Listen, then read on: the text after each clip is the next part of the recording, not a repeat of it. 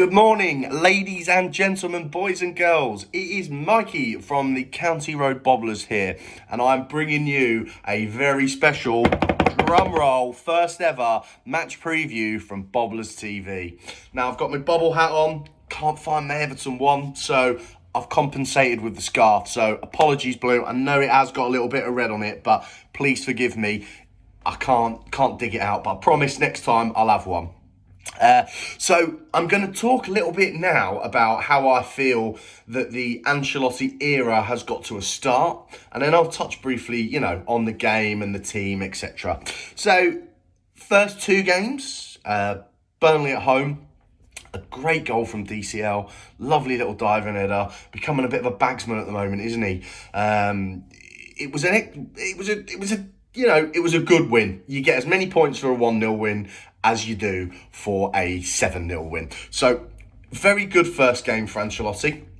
The most pleasing game for me of his entire era was away at St James's Park. I think that the game plan was executed superbly. Now, for me, Ancelotti goes out with a game plan, not to shut up shop and not get beat. He knows that it's vitally important for us to score the first goal. He's probably seen the record since Silva took over. And before that, to be fair to Marco Silva, previous managers where we've gone a goal down, heads drop, and, we do struggle to get back into the game. So against Newcastle, we got the first goal, didn't we? And we looked good. Disappointing to concede from that free kick, yet another set piece. But what I was really pleased of is our heads didn't go down, and we went up within I think it was about 6 or 7 minutes. DCL scored a fantastic or well-worked goal. It was a bit of a scuff of a finish. But we came away with the 3. Man City away, New Year's Day, after a really, really busy Christmas period. I think it was one game too far for our sort of really stretched squad.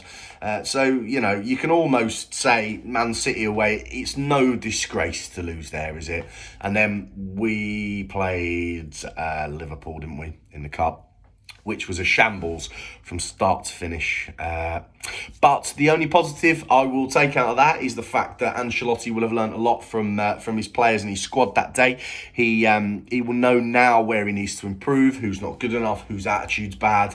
And I think we will start slowly, steadily seeing that deadwood will be taken out of the club over the course of the next sort of 2 or 3 windows. It's not going to happen overnight, so we do need to be patient, guys and girls. But we have to trust in Ancelotti. Last week at Brighton, or at Goodison against Brighton, another sort of standard 1-0 home win. As I said, wasn't pretty. Walcott should have had a penalty. Calvert-Lewin's goal was disallowed, but they come up with new handball rules every week in VAR, and they all seem to really sort of stick Everton in the heart with a dagger, don't they? Anyway, on to today's game. This is the big one. We've got West Ham United away at the London Stadium and David Moyes. So there's an added bit of spice to the affair. It's like a madras that you get from the curry house that last week wasn't so spicy, but this week blows your head off. So let's hope that we can get one over on the old gaffer, David Moyes.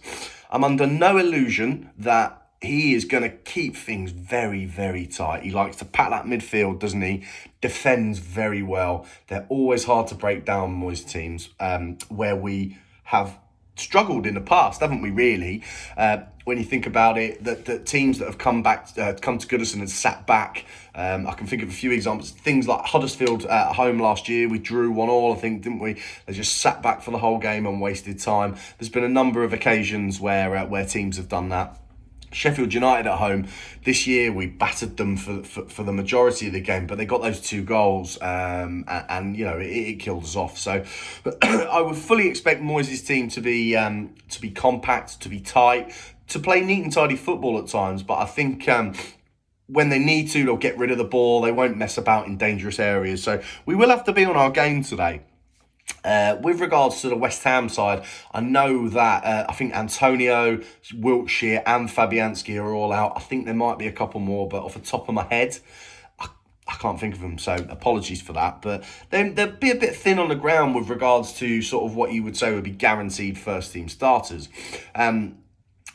I think that might play slightly into Moyes' hands because he was always very good for us when our backs were against the wall, when nobody expected us to win. So, we can't take it for granted that we're going to win today. I do think we'll come away with the victory, but I will come to that in a few minutes. Everton, we've got Richarlison and Sigurdsson out. Richarlison is a huge blow, but this, Moise Keane, is your chance. Get yourself on the score sheet today, put a shift in, and we will be so pleased for you to score your first goal, because there is no fan base in the world that will get behind you as much as Everton, and we are dying for you to succeed because we do love you. So please, please, please take this opportunity to just really state your claim and put pressure on Richarlison and Calvert-Lewin to get into that starting lineup. Sigurdsson being injured, I thought he gave a better account of himself last week, and I think that was due to Tom Davies playing next to him. He had a bit more energy sort of surrounding him. Sigurdsson's not one of those, players that's going to motor around the pitch. He's used to playing in the 10 role where you don't have to do potentially as much running or tackling. Now, I'm not defending him for some of the performances he's put in, but technically he's still a good player. So let's not write him off too soon.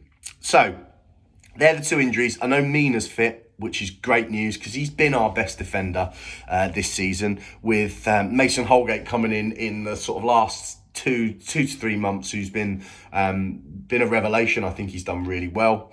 I know there was a few of the lads, especially in the the old WhatsApp groups that you all have going, that in previous games have not been his biggest fans. So it's great to see that he's proven his critics wrong. And if we all, you can all agree on this, if we do slag a player off because they haven't put a performance in for a few games, we don't not want them to come good. We don't want them to leave the club. We would rather them succeed. But if they keep putting in dour performances, there's only so much you can take. So the team for me, Pickford, obviously in goal. You go with Sidibe right back. I think Mina and Keane today. I know Ancelotti touched on how he likes to rest a few players, and I think last week in his post-match interviews, when asked about why Yerry Mina was dropped or rested, he said that he likes to do that. So this week maybe Holgate could be rested. I personally would like to see Holgate playing alongside Mina. Michael Keane had a relatively solid game last week. He started out shaky, looked like a player low on confidence. So for me, Holgate and Mina are the two best centre halves you've got at the moment. But I think maybe you'll go with Mina and Keane today.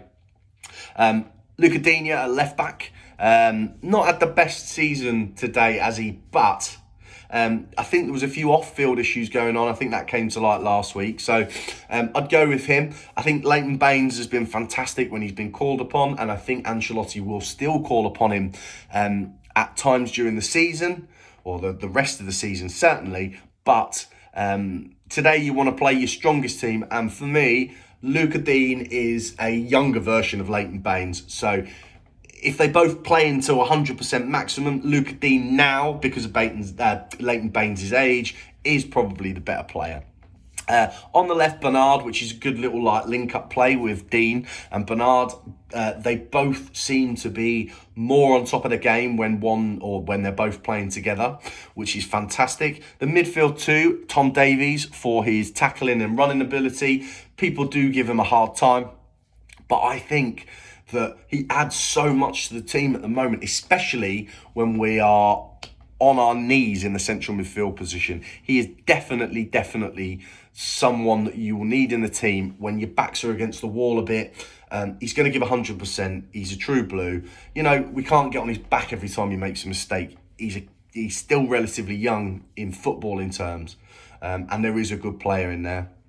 Now, what seems to be the man on all the wanted posters at the moment across Liverpool, Fabian Delph. Yeah, he made a mistake, didn't he? He shouldn't have started arguing with that fan. And there was booing last week when he came on the pitch. But for me, I personally heard from my seat, there was some clapping when he was warming up. Everyone's entitled to express their opinion. I am not for one going to tell you how to support this football club. You all pay your money, you go every week, you're well entitled to your own opinions. And for me personally, I didn't boo Delph, but if you want to, then you can, because you go there and you're a blue and your heart and you bleed blue blood just like me. So we've got Davies Delph on the right, probably going to be Theo Walcott today. We've got, again, the midfield seems to just have been hit by injuries. Richarlison's out. He probably would have played up top anyway, but Richarlison's out. Walcott, he's very hit and miss, isn't he? If he's on his game, great player. He can be a little bit lackadaisical at times and give the ball away, but I think today, in an away game, he's got the experience, isn't he? And fingers crossed he'll do the job. And up front, Calvert-Lewin and Keane. Calvert-Lewin has been fantastic in the last sort of 8 weeks after Silva has left, or however long it's been. And then Moise Keane, I've touched on it before. Moise Keane, huge chance for you today. Put a shift in, mate. And really, we all know you're a class player. We've seen you. We've seen what you can do at Juventus. We've seen glimpses of it at Everton. Your confidence has obviously been low at times. Head up, son. I'm backing you to score today. I'm going to get to my score predictions in a minute. You're going to do the business today. So, touching on that, score predictions. I'm going for West Ham 0, Everton 2. Little pause for that. Yeah, okay, thought so. You all sat down. I'm going for a 2-0 win. Now, the scorers for me, I'm going to go for Bernard in the first half. Bernard was sensational last week. Ran himself into the ground, and I think Ancelotti was right to bring him off last week, especially as we saw the game out. But you need him fresh. You need him fresh for this week. And then I'm going to go for Mr. Moise Keane.